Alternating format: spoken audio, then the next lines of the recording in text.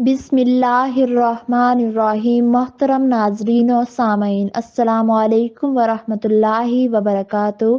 6 رحمتیں جو صرف بوڑھوں کے لیے ہیں، اللہ کی 6 خصوصی رحمتیں۔ محترم ناظرین و سامعین، وقت بھی بدلتا ہے اور حالات بھی بدلتے ہیں۔ گزرتے وقت کے ساتھ انسان کی سوچ بھی بدلتی ہے، لیکن دین اسلام ہمارے لیے مشعل راہ ہے۔ دین اسلام کے احکام نہ بدلے ہیں اور نہ بدل سکتے ہیں۔ جب ہم دین اسلام کو قبول کر لیتے ہیں تو پھر اس کے احکام پر عمل کرنے کے پابند ہو جاتے ہیں۔ محترم ناظرین و سامعین، کبھی آپ نے یہ سوچا ہے کہ دینی کتب میں سفید بالوں کے اکھیڑنے سے بار بار کیوں منع کیا جاتا ہے؟ لوگ اپنے بالوں کو کلر کروا کر کون سے گناہوں کے مرتکب ہو رہے ہیں؟ سفید بالوں کو کلر کروا کر لوگ اللہ کو کون سی رحمتوں سے دور ہوتے چلے جا رہے ہیں؟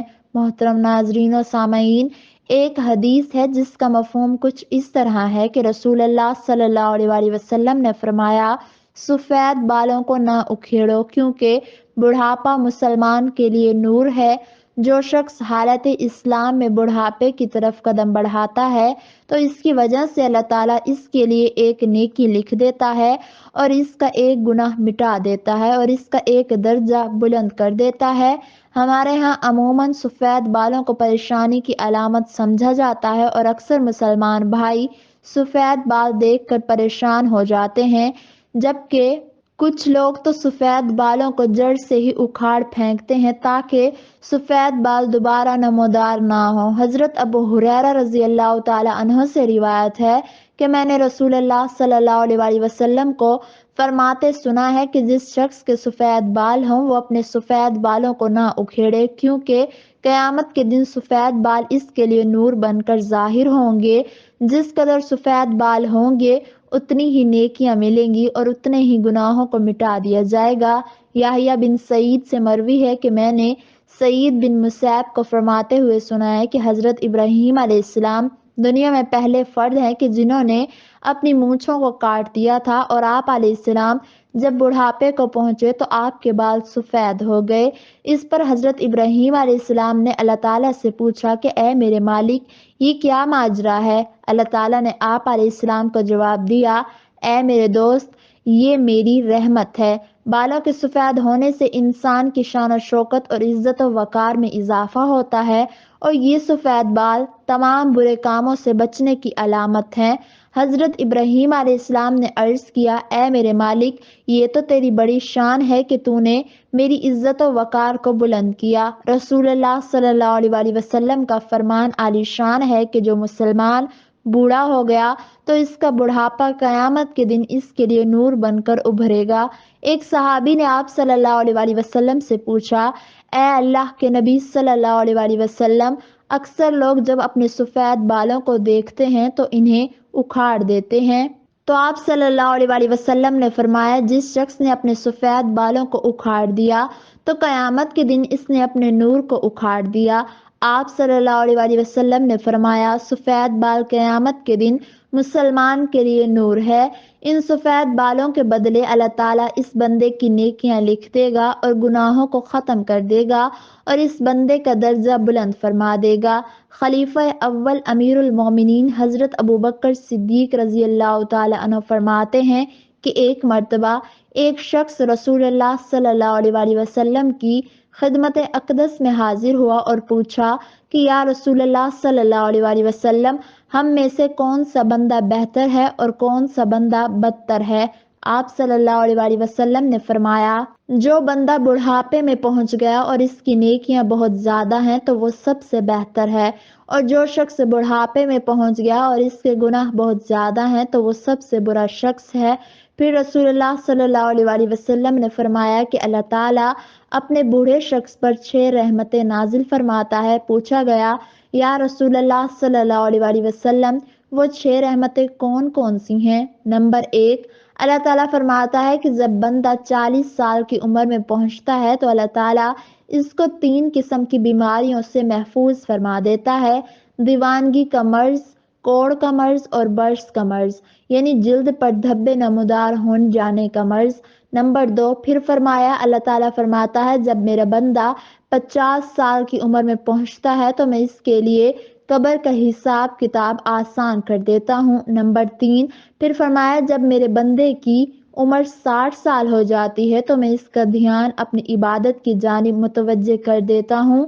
نمبر 4، جب میرا بندہ 70 سال کی عمر کو پہنچتا ہے تو آسمان والے یعنی میرے فرشتے اس بوڑھے بندے کے ساتھ پیار کرنے لگتے ہیں۔ نمبر 5، پھر اللہ تعالیٰ نے فرمایا جب میرا بندہ 80 سال کی عمر کو پہنچتا ہے تو اس کے نیک اعمال تو لکھے جاتے ہیں لیکن برے اعمال کو نظر انداز کر دیا جاتا ہے۔ نمبر 6، پھر فرمایا جب میرا بندہ 90 سال کی عمر میں پہنچتا ہے تو اللہ تعالیٰ اس کو زمین میں اسیر اللہ کا لقب عطا فرماتے ہیں یعنی زمین پر اللہ کا قیدی۔ تو فرشتے فرماتے ہیں یہ اللہ تعالیٰ کا خاص بندہ ہے اور اس کے سارے گناہ معاف کر دیے جاتے ہیں۔ اس کا مطلب ہے کہ اس کی عمر پوری ہو چکی، اب اس کی روح کو اس کے جسم میں قید کر کے رکھا ہے، کیونکہ اس عمر میں انسان چلنے پھرنے، کھانے پینے اور بات کرنے یا اپنا کوئی پسندیدہ عمل سر انجام دینے کی طاقت سے محروم ہو جاتا ہے اور بس وصال کے قریب ہوتا ہے۔ ایسے شخص کے ہوش و حواس قائم نہیں رہتے اور اسے کچھ معلوم نہیں ہوتا کہ وہ کیا بول رہا ہے اور کیا نہیں۔ ایسی عمر میں اللہ تعالیٰ اس کے جوانی کے تمام گناہوں کو بھی معاف فرما دیتا ہے اور اگر اس سے اس عمر میں کوئی غلطی بھی ہو جائے تو اسے معاف کر دیا جاتا ہے۔ سبحان اللہ۔ محترم ناظرین، حضرت جابر رضی اللہ تعالی عنہ سے مروی ہے کہ رسول اللہ صلی اللہ علیہ وآلہ وسلم نے فرمایا حضرت جبرائیل علیہ السلام ابھی میرے پاس تشریف لائے اور فرمایا ہے کہ قسم ہے مجھے اللہ تبارک و تعالیٰ کی جس نے آپ صلی اللہ علیہ وآلہ وسلم کو حق سچ کے ساتھ بھیجا ہے، ایک آدمی نے 500 سال تک سمندر میں ایک پہاڑ کے اوپر رہ کر اللہ تعالیٰ کی عبادت کی۔ یہ پہاڑ تقریباً 30 مربع میل پر مشتمل تھا جو کہ کئی سینکڑوں میل پر پھیلے سمندر کے اندر واقع تھا۔ اللہ تبارک و تعالیٰ نے اس بندے کے لیے اس پہاڑ پر میٹھے پانی کا ایک چشمہ جاری کر دیا جس کی دھار ہاتھ کی انگلی کے برابر تھی۔ اس پہاڑ کے پاس ایک انار کے درخت کو اگا دیا تھا جس پر ہر روز ایک انار لگ جاتا تھا۔ وہ بندہ ہر روز پہاڑ سے نیچے آتا، انار کھا کر اپنا پیٹ بھرتا اور پھر وضو کر کے اللہ تعالیٰ کی عبادت میں مشغول ہو جاتا۔ جب اس نیک بندے کی موت کا وقت قریب آیا تو اس نے اللہ تعالیٰ سے دعا کی کہ اے اللہ میری موت سجدے کی حالت میں کرنا اور میرے جسم کو پاک صاف جگہ پر محفوظ کرنا، اور جب قیامت کے دن مجھے دوبارہ زندہ کرنا تو سجدے کی حالت میں ہی زندہ کرنا۔ اللہ تعالیٰ نے اس کی یہ خواہش پوری فرما دی۔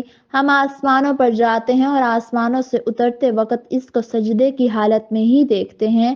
روز قیامت اس شخص کو جب اللہ تعالیٰ کی بارگاہ میں پیش کیا جائے گا تو اللہ تعالیٰ اس سے فرمائے گا کہ اے میرے بندے میری رحمت کے سبب سے جنت میں چلا جا۔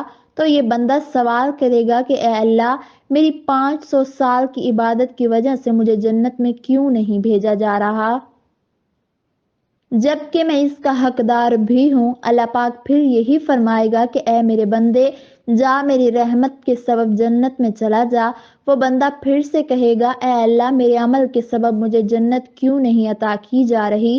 پھر اللہ فرمائے گا اب تیرے نامہ اعمال کا اور جو نعمتیں میں نے تجھے عطا فرمائی ہیں ان کا حساب و کتاب ہوگا، اور اگر تیرے اعمال زیادہ ہوں گے تو ہی جنت میں تجھے داخل کیا جائے گا۔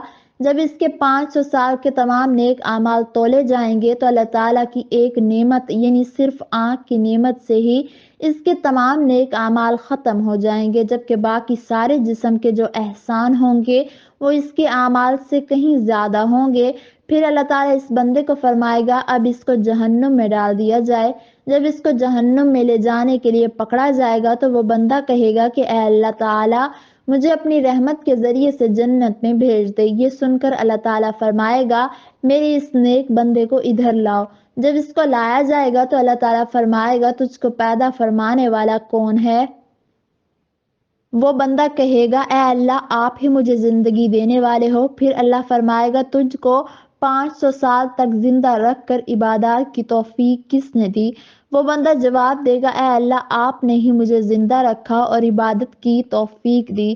پھر اللہ فرمائے گا، تجھے سمندر میں پہاڑ کے اوپر کس نے پہنچایا اور وہاں میٹھا پانی اور انار مہیا کرنے والا کون ہے؟ وہ بندہ جواب دے گا، اے اللہ، آپ نے ہی مجھے سب کچھ عطا کیا۔ پھر اللہ فرمائے گا، تیرے کہنے پر ہی میں نے سجدے کی حالت میں تیری جان نکالی اور سجدے کی ہی حالت میں دوبارہ ڈالی۔ یہ سب کچھ میری رحمت کی وجہ سے ہی ہوا ہے اور اب بھی تجھے اپنی رحمت کی وجہ سے ہی جنت میں داخل کر رہا ہوں۔ پس حضرت جبرائیل علیہ السلام نے فرمایا، اے اللہ کے نبی صلی اللہ علیہ وآلہ وسلم، دنیا اور آسمان میں جو کچھ بھی ہے وہ اللہ تعالیٰ کی رحمت ہے۔ بے شک اللہ کریم ہے اور رحیم ہے۔ اللہ تعالیٰ کے ہم پر بے شمار احسانات ہیں۔ اللہ سے دعا ہے کہ ہمیں یوں ہی اپنی رحمتوں اور برکتوں سے نوازتا رہے۔ آمین ثم آمین۔